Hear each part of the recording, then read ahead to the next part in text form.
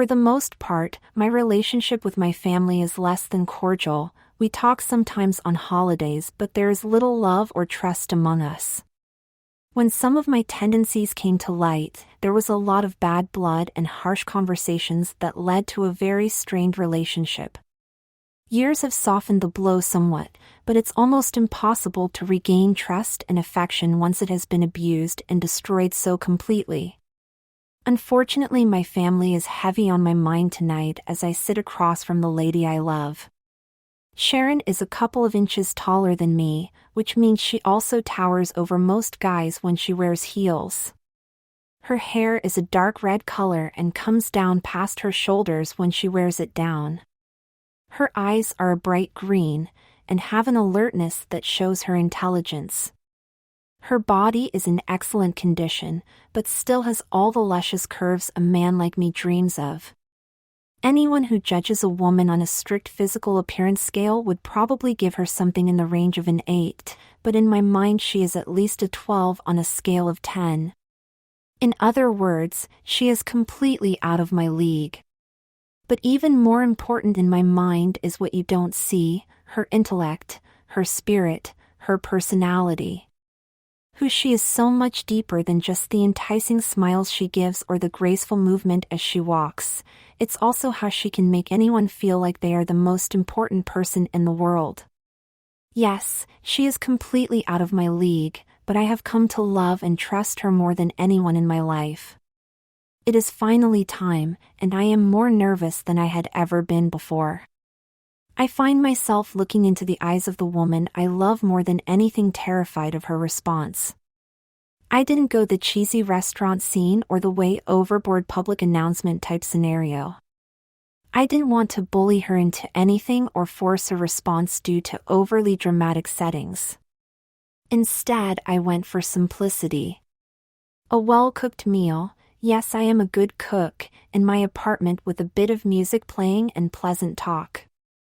And after we both contentedly sighed and moved into the living room, I got down on one knee and asked the question. Her expression quickly cycled through several emotions.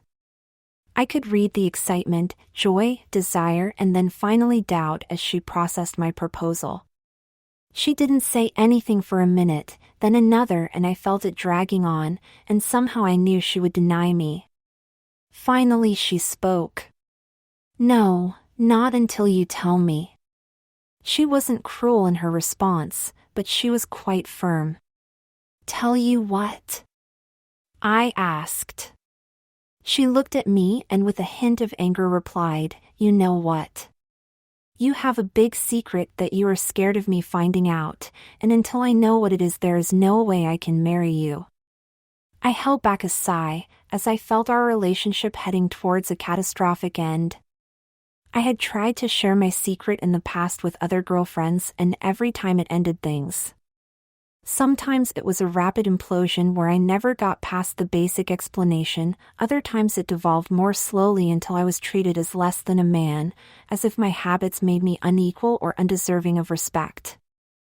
I mentally sorted through my options. I could lie. But that would shatter any bonds of trust between us. And either now or in the inevitable future where she found out, she would vilify me for not being honest with her. I could end things now and hopefully maintain my dignity.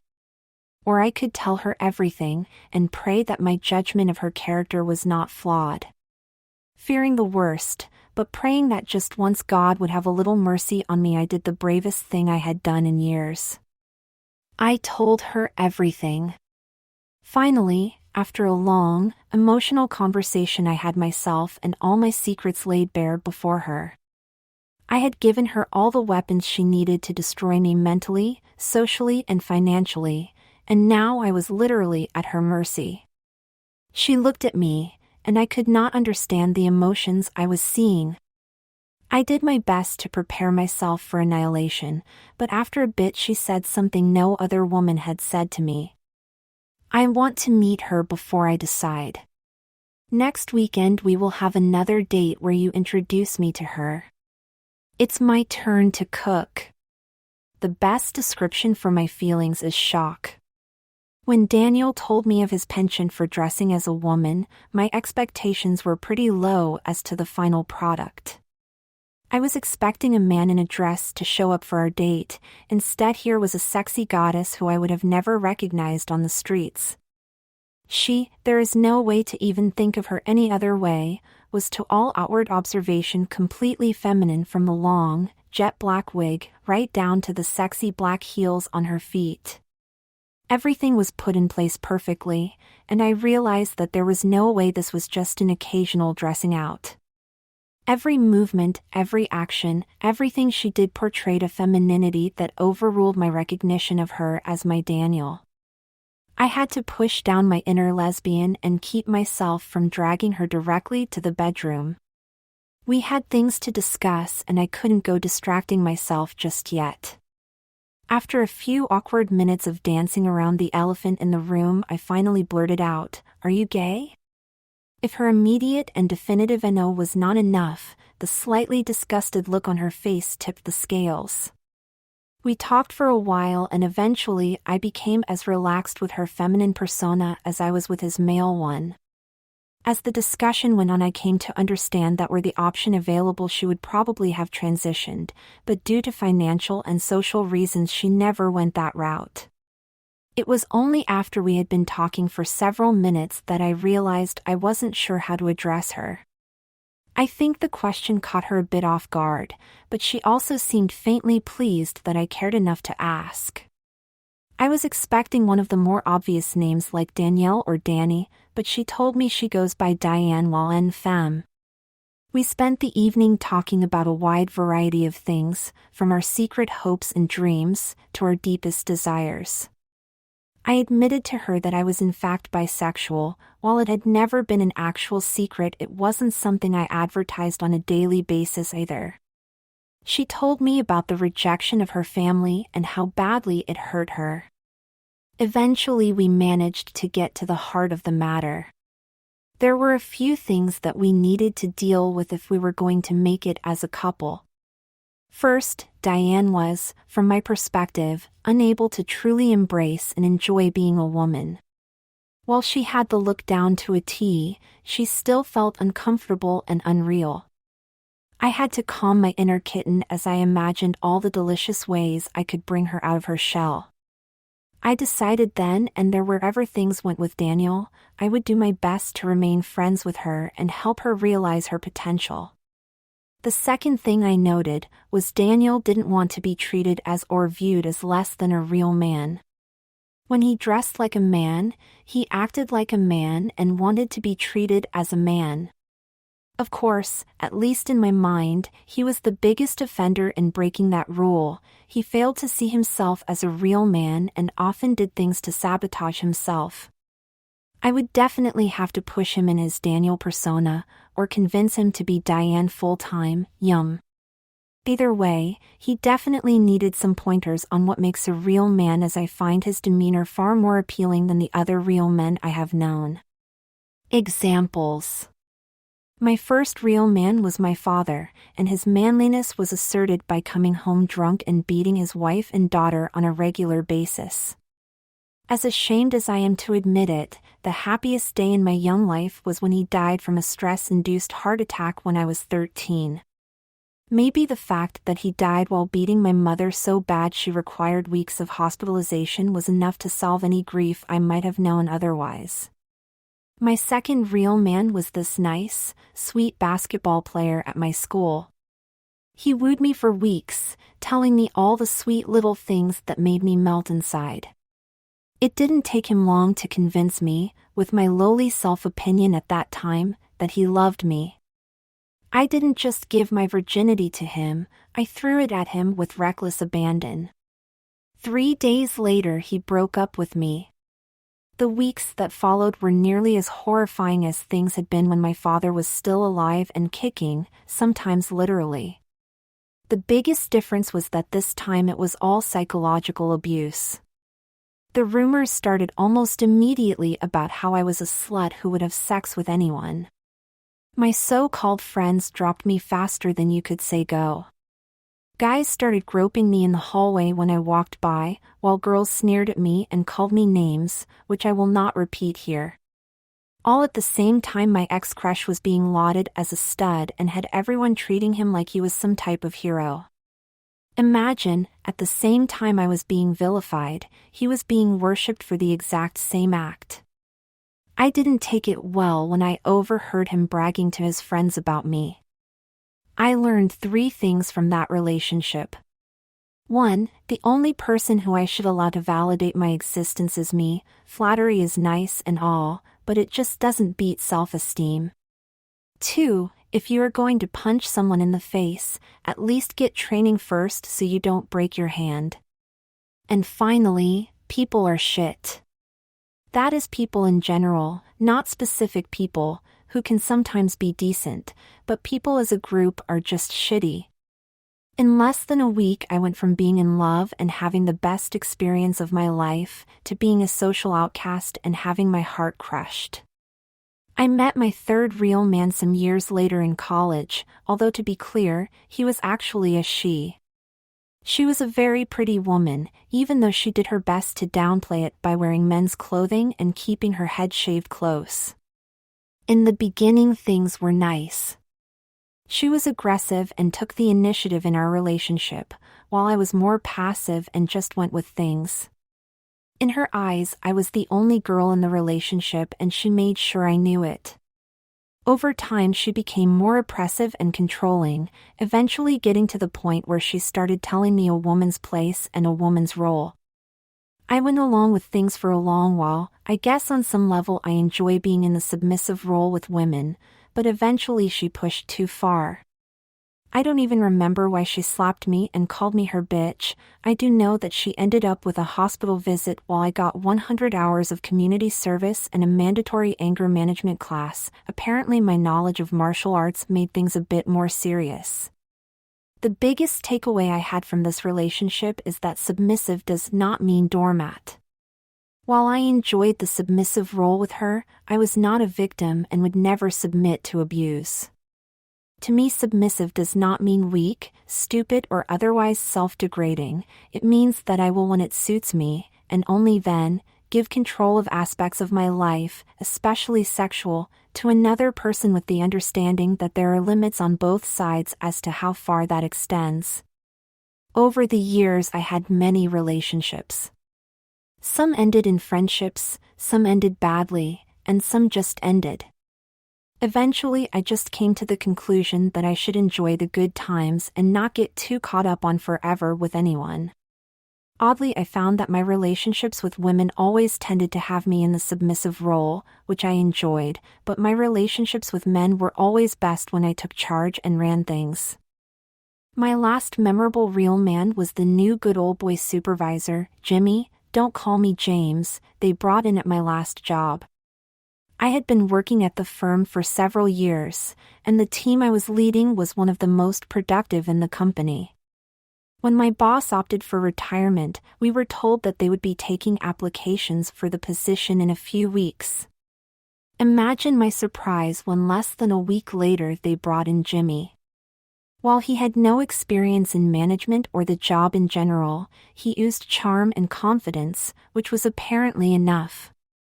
Obviously, the applications process was just another one of those talking points where they tell you something to distract you from what is really going on.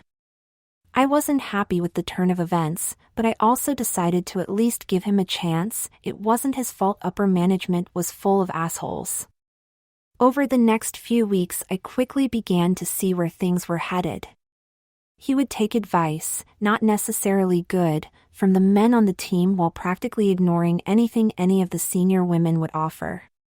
When he wanted something from my team, instead of coming to me, he would go to one of my male subordinates and ask them, or have them relay his instructions to me.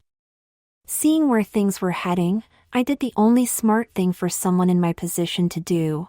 I began to document everything. When he gave a new project to Michael, one of my subordinates, without any collaboration from me, documented.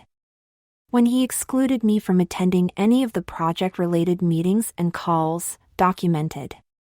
When the project failed spectacularly due to easily rectified mistakes, documented.